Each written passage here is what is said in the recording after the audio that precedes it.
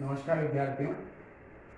आज का जो टॉपिक है वो इन्फ्लेशन यानी मुद्रा प्रसार पर है और एग्जामिनेशन पॉइंट ऑफ व्यू से भी बहुत इम्पोर्टेंट टॉपिक है।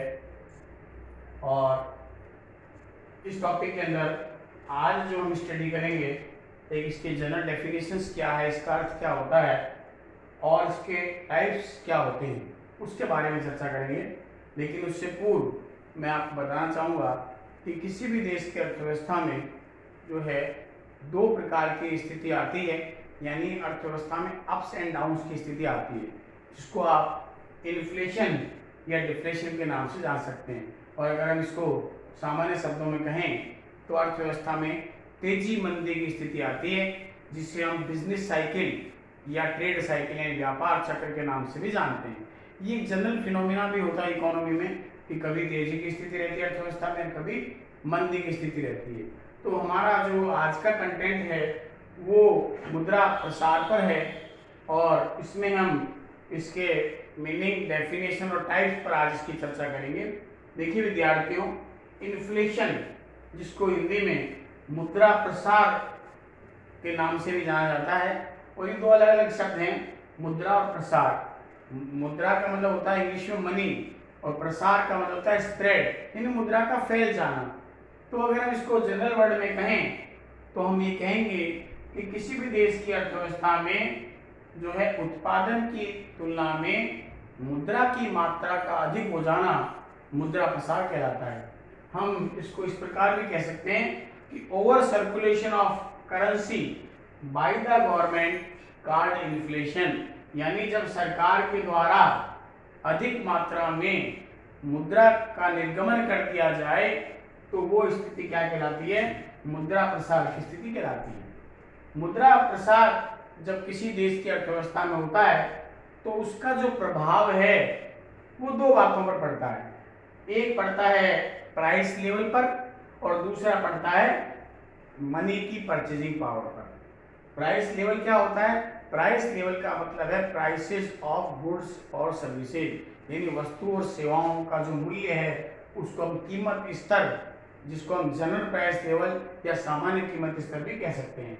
और परचेजिंग पावर का मतलब होता है उसकी क्रय शक्ति, यानी आप मुद्रा की एक निश्चित इकाई के बदले कितनी वस्तुओं अथवा सेवाओं का क्रय कर सकते हैं, वो हमारा क्या कहलाता है, क्रय शक्ति कहलाता है।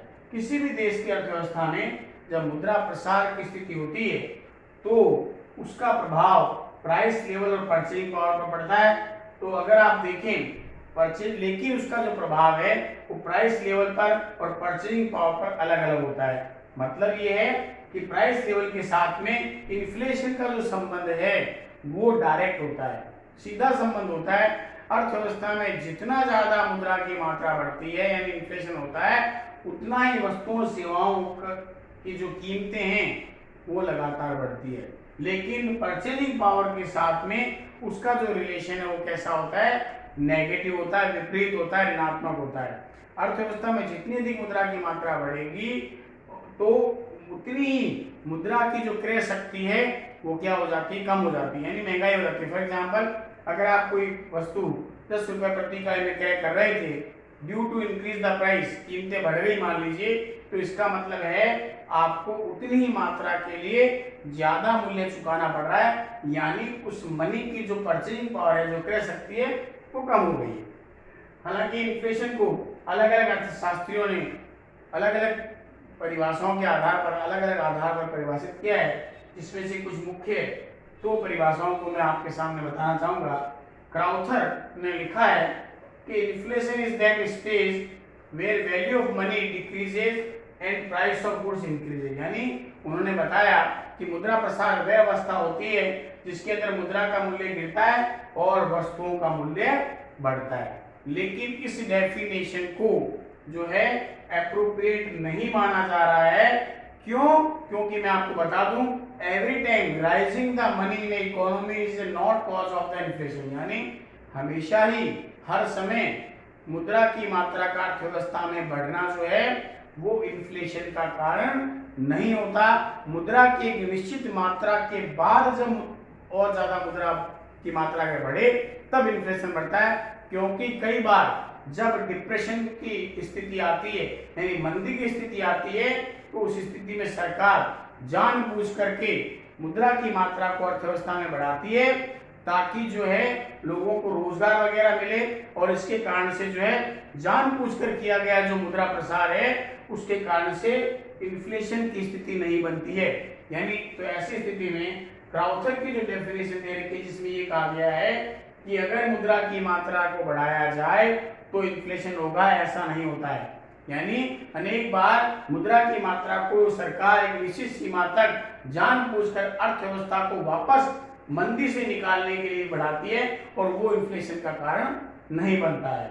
उसके बाद बहुत ही महत्वपूर्ण डेफिनेशन जॉन मेनार्ड कीन्स ने दी है, जिन्होंने अपनी एक पुस्तक लिखी थी the theory of employment, interest and money. और जॉन मेनार्ड कीन्स का जन्म 1930 में हुआ था, यानी जब जर्मनी में महान मंदी आई थी, और मंदी से कैसे अर्थव्यवस्था को निकाला जाए, बाहर कैसे निकाला जाए, वापस कैसे गति दी जाए, वो जो है वो जॉन मेनार्ड कीन्स ने दी थी। जो है रोजगार का जो सिद्धांत दिया, जिसमें इफेक्टिव डिमांड, प्रभावपूर्ण मांग का सिद्धांत भी कहते हैं, कि how to a economy can achieve the full employment level in the economy. यानी एक अर्थव्यवस्था जो है किस प्रकार से पूर्ण रोजगार के स्तर को प्राप्त कर सकती है, और अपनी अर्थव्यवस्था को मंदी से कैसे निकाल सकती है। उन्होंने अपनी पुस्तक में जो रोजगार का सिद्धांत दिया, उसमें इसका विस्तृत विवेचन किया है। और उन्होंने जो है इन्फ्लेशन को डिफाइन करते हुए लिखा है कि उन्होंने बताया कि increase in income due to inflation. उन्होंने ये बताया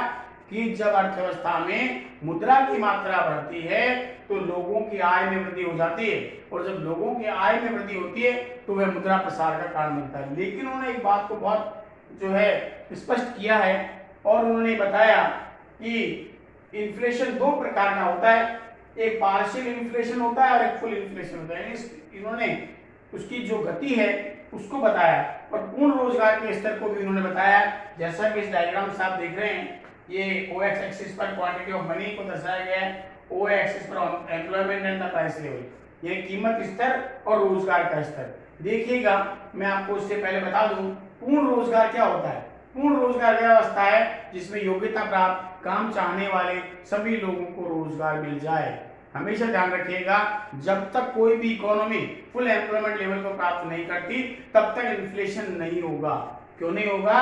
क्योंकि जैसे ही बाजार में वस्तुओं की, सेवाओं का मूल्य बढ़ेगा, तो उस स्थिति में जो है अधिक मात्रा में उत्पादन को बढ़ा करके, जिसके कारण से कीमतें बढ़ रही है, तो उस समय पूर्ण रोजगार नहीं है, यानी लोग अभी बेकार बैठे हैं, उन्हें काम दिया जा सकता है, तो उन लोगों को उत्पादन बनाने में कार्य पर लगा करके जो है उत्पादन की मात्रा को बढ़ाया जा सकता है। लेकिन एक स्थिति यह आ जाए कि जो अर्थव्यवस्था में काम चाहने वाले सभी लोगों को रोजगार मिल गया, उसके बाद जो है किसी को भी उत्पादन करना संभव ही नहीं होगा। क्यों नहीं होगा? क्योंकि रोजगार सबको मिल चुका, और अब कोई भी व्यक्ति ऐसा नहीं है जिसे उत्पादन प्रक्रिया में लगाया जा सके, नहीं, सभी लोग काम पर लगे हैं। उसके बाद की जब स्थिति बनती है तो उत्पादन को बढ़ाना संभव नहीं होता। कहने का तात्पर्य है, पूर्ण रोजगार के स्तर से पूर्व जो है उत्पादन बढ़ाना संभव होता है, तो उस स्थिति में जो मुद्रा प्रसार होता है वो आंशिक मुद्रा प्रसार होता है। और पार्शियल इन्फ्लेशन जिसको बोलते हैं, उसमें जो है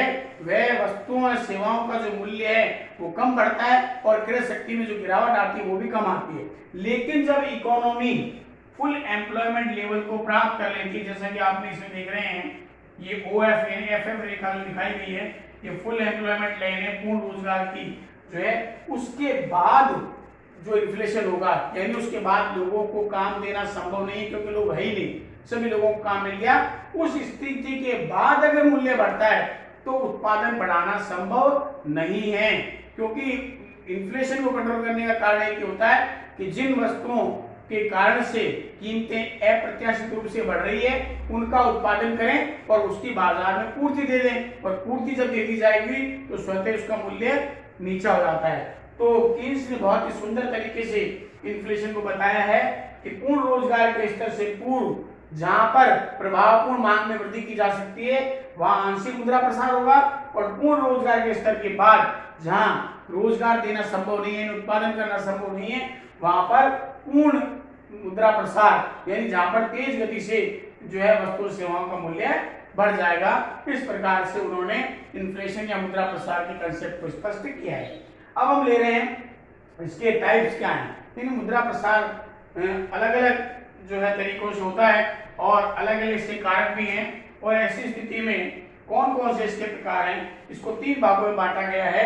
सबसे पहला बेसिस ऑफ कॉजेज, यानी कारण के आधार पर, क्या कॉज है उसके आधार पर बांट सकते हैं। Number 2 according to the circumstances, यानी परिस्थितियों के आधार पर मुद्रा प्रसार को हम 3 भागों में बांट सकते हैं। नंबर 3 जो है बेसिस ऑफ स्पीड, यानी गति के आधार पर भी हम मुद्रा प्रसार को बांट सकते हैं। अगर हम बेसिस ऑफ कॉजेज यानी कारण के आधार पर देखें तो बहुत सारे कारण हैं जो उत्तरदायी हैं किसी भी देश की अर्थव्यवस्था में मुद्रा प्रसार को बढ़ाने में। सबसे पहला था करेंसी इन्फ्लेशन। करेंसी इन्फ्लेशन का मतलब ये होता है कि जब देश की अर्थव्यवस्था में देश की सरकार अत्यधिक मात्रा में मुद्रा का निर्गमन कर दे, उसके कारण से अगर सामान्य कीमत स्तर बढ़ जाए, उसे हम करेंसी इन्फ्लेशन कहते हैं। नंबर 2 कमोडिटी इन्फ्लेशन, इसको वस्तु मुद्रा प्रसार बोलते हैं। जब देश की अर्थव्यवस्था में वस्तुओं की कमी हो जाए, वस्तुओं की पूर्ति में कमी हो जाए और उसके कारण से अगर उनका मूल्य बाजार में बढ़ जाता है, that is called the commodity inflation. Number 3 आता है क्रेडिट इन्फ्लेशन, यानी वित्तीय संस्थाओं के द्वारा जब अधिक मात्रा में लोगों को ऋण दे दिया जाए, उधार दे दिया जाए और उसके कारण से अर्थव्यवस्था में मुद्रा की मात्रा बढ़ जाए, तो उस इन्फ्लेशन को क्रेडिट इन्फ्लेशन के नाम से जाना जाता है। नंबर 4 कॉस्ट पुश इन्फ्लेशन, यानी जो कॉस्ट फैक्टर्स ऑफ कॉस्ट है, उत्पादन के जो साधन है, लैंड, लेबर, कैपिटल, ऑर्गेनाइजेशन वगैरह, इनकी जब कीमतें बाजार में बढ़ जाती है और इसके कारण से जब लागतें बढ़ जाए, वस्तुओं का मूल्य बढ़ जाए और उसके कारण से जो इन्फ्लेशन होता है उसे कॉस्ट पुश इन्फ्लेशन या लागत प्रेरित स्फीति कहा जाता है।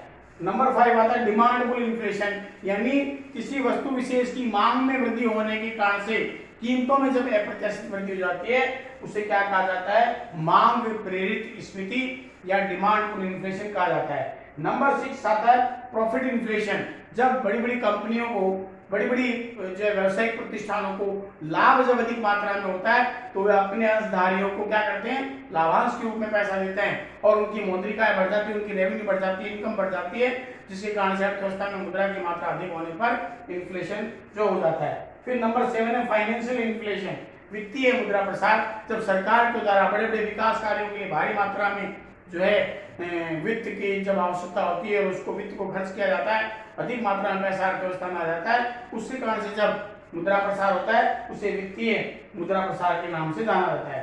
नंबर 8 है डेफिसिट फाइनेंसिंग इन्फ्लेशन, जब सरकार का बजट घाटे का हो, यानी उसकी रिसीव तो कम हो रही है, उसे भुगतान ज्यादा करना है, ऐसी स्थिति में उस बजट घाटे को पूरा करने के लिए जो है सरकार अतिरिक्त पत्र मुद्रा अगर छाप दे और उसके कारण से लोगों की मौद्रिक आय में वृद्धि होने से जब बाजार में वस्तुओं का मूल्य बढ़े, उसे क्या कहा जाता है, डेफिशिएंट फाइनेंसिंग, यानी घाटा प्रेरित या घाटे की वित्त व्यवस्था से संबंधित मुद्रा प्रसार कहा जाता है। नंबर 9 होता है ओवर इन्वेस्टमेंट इन्फ्लेशन, यानी इन्वेस्टमेंट यानी विनियोग ज्यादा करने के कारण से, विनियोग अर्थव्यवस्था में जितना करना चाहिए उससे अधिक मात्रा में अगर विनियोग किया गया है और उसके कारण से लोगों की मौद्रिक आय बढ़ जाए, तो इसके कारण से जो इन्फ्लेशन होता है उसे अति विनियोग जो है मुद्रा प्रसार के नाम से जाना जाता है। नंबर 10 आता है शॉर्ट प्रोडक्शन इन्फ्लेशन, यानी उत्पादन की मात्रा जो है आवश्यकता से अगर कम हो तो उस उत्पादन में कमी होने से और मांग में अधिक वृद्धि होने से, दोनों जो मांग और पूर्ति में असंतुलन उत्पन्न होता है, उसके कारण से जो इन्फ्लेशन हो जाए उसे हम क्या कहते हैं, जो है शॉर्ट प्रोडक्शन इन्फ्लेशन, यानी उत्पादन में कमी से होने वाला मुद्रा प्रसार कहलाता है। नंबर 11 है सैलरी पुश इन्फ्लेशन, जब बड़े बड़े जो है आपके जो है इसको बड़े बड़े जो श्रम संघ बने हुए हैं, लेबर यूनियन बनी हुई है, लेबर यूनियन के द्वारा सरकार पर दबाव बना करके कर्मचारियों की वेतन वृद्धि या अन्य किसी प्रकार की वित्तीय जो है बोनस वगैरह के रूप में उनको दिलवाने का प्रयास किया जाता है और सरकार के द्वारा उनकी अगर ऐसी मांगे मान ली जाए और उसके कारण से उनकी आय में अगर वृद्धि हो जाए तो उसके कारण से जो इन्फ्लेशन फैलता है उसे सैलरी पुश इन्फ्लेशन के नाम से जाना जाता है। नंबर 12 आता है open and suppressed inflation. Open inflation का मतलब ये होता है कि जब सरकार के द्वारा जो भी वस्तु बाजार में बिक रही है उस पर सरकार का कोई नियंत्रण नहीं होता, खुला होता है, कोई नियंत्रण नहीं है, उसके कारण से जो इन्फ्लेशन फैले वो क्या कहलाता है, ओपन इन्फ्लेशन। और सप्रेस्ड इन्फ्लेशन का मतलब होता है सरकार बहुत सारी वस्तुओं का के मूल्यों को अपने हाथों में नियंत्रित रखती है जिसमें खास तौर पर पब्लिक डिस्ट्रीब्यूशन सिस्टम, जिसको आप राशनिंग व्यवस्था कहते हैं, उसके माध्यम से वस्तुओं का जो है वो क्या करती है, विक्रय करती है। तो ऐसी स्थिति में जो है सरकार के द्वारा मूल्यों पर नियंत्रण लगाया जाता है, और उसके बावजूद भी जब जो है कालाबाजारी के माध्यम से नियंत्रण लगाने का कारण क्या होता है कि कालाबाजारी पनपने लग जाती है, उसके कारण से अर्थव्यवस्था में इन्फ्लेशन हो, उसे जो है दबी हुई स्फीति भी कहा जाता है, या इंग्लिश में इसको सप्रेस्ड इन्फ्लेशन के नाम से भी जाना जाता है। तो आप कॉजेज के आधार पर जो इसको 12 भागों में बांट करके इसको जो है व्याख्या कर सकते हैं। बी आता है परिस्थितियों के आधार पर। ये 3 प्रकार का होता है। एक वार टाइम इन्फ्लेशन, जब पड़ोसी राष्ट्रों के साथ में किसी राष्ट्र का अगर युद्ध हो जाए तो ऐसी स्थिति में सैन्य सामग्री पर जो है डिफेंस पर भारी मात्रा में सरकार को व्यय करना पड़ता है, और उसके कारण से लोगों को रोजगार तो प्राप्त नहीं होता, लेकिन मॉनेटरी इनकम बढ़ जाती है, अर्थव्यवस्था मुद्रा की पूर्ति बढ़ जाती है, और इसके कारण से जो इन्फ्लेशन फैलता है उसे युद्धकालीन मुद्रा प्रसार के नाम से जाना जाता है। नंबर 2 पोस्ट वार इन्फ्लेशन। जब युद्ध चल रहा है उस समय सरकार को भारी मात्रा में सैनिकों के लिए जो है खाद्य सामग्री, गोला बारूद, डिफेंस मटेरियल वगैरह के लिए जब व्यय करना पड़ता है, उसके कारण से जो है मेडिकल पे भी व्यय करना पड़ता है, उसके कारण से जो मुद्रा प्रसार फैलता है उसे कहते हैं पोस्ट वार इन्फ्लेशन कहा जाता है। और नंबर 3 आता है पीस टाइम इन्फ्लेशन। युद्ध समाप्त हो गया, सब कुछ हो गया, उसके बाद में जो अर्थव्यवस्था खराब हो गई है, उनको नुकसान पहुंचा, क्षति पहुंची है, उनको वापस रिकंस्ट्रक्टेड करने के लिए सरकार के द्वारा भारी मात्रा में जब वित्त खर्च की जाती है, उसको वापस देश को खड़ा किया जाता है, और उसके कारण से जो इन्फ्लेशन फैलता है उसे क्या कहते हैं, पीस टाइम इन्फ्लेशन कहते हैं, यानी शांति प्रेरित मुद्रा प्रसार के नाम से जाना जाता है। अंतिम यह है बेसिस ऑफ स्पीड, यानी गति के आधार पर। देखिए मुद्रा प्रसार की जो गति वो अलग अलग होती है। कई जगह मूल्य अप्रत्यक्ष रूप से बढ़ते हैं, कई जगह मूल्य सामान्य रूप से बढ़ते हैं, कई जगह मूल्य बहुत धीमी गति से बढ़ते हैं। तो इसके आधार पर अर्थशास्त्रियों ने इसको 4 भागों में बांटा है। सबसे पहला आता है क्रीपिंग इन्फ्लेशन। क्रीपिंग इन्फ्लेशन का मतलब सामान्य गति से होने वाला इन्फ्लेशन, जिसके अंदर नॉर्मल इंक्रीज यानी सामान्य वृद्धि होती है। जब ऐसा मुद्रा प्रसार जिसमें मूल्यों में सामान्य वृद्धि हो उसे क्रीपिंग इन्फ्लेशन के नाम से जाना जाता है। नंबर 2 वॉकिंग इन्फ्लेशन, यानी गतिमान या गतिशील मुद्रा प्रसार कहते हैं, जिसके अंदर सामान्य से अधिक अगर कीमतों में वृद्धि हो तो उसे वॉकिंग इन्फ्लेशन के नाम से जाना जाता है। नंबर 3 आता है रनिंग इन्फ्लेशन, यानी तेज गति से चलने वाला, और इसमें जो है प्राइसेस में यानी वस्तुओं सेवाओं के मूल्यों में एबनॉर्मल इंक्रीज ट्रेंड देखा जाता है, यानी असामान्य रूप से जो है मूल्यों में वृद्धि होती है। और अंतिम है गैलोपिंग इन्फ्लेशन। इसका मतलब है उछलता कूदता मुद्रा प्रसार कहते हैं, जिसके अंदर मूल्य अप्रत्यक्ष रूप से बढ़ता है और गिरता है। इसमें स्पीड इंक्रीज होता है, यानी मूल्यों में जो है वो लगातार जो है क्या होता है, मूल्यों में वृद्धि होती है। तो इस प्रकार से आज के इस कंटेंट में आपने जो पढ़ा है वो ये कि इन्फ्लेशन क्या है और इन्फ्लेशन को किस प्रकार डिफाइन किया जा सकता है, और इन्फ्लेशन के जो है कितने प्रकार जो है वो बढ़ सकते हैं। कल जो है वो हमारा जो है अगला कंटेंट जो है वो तैयार जो है उसका अध्ययन करें।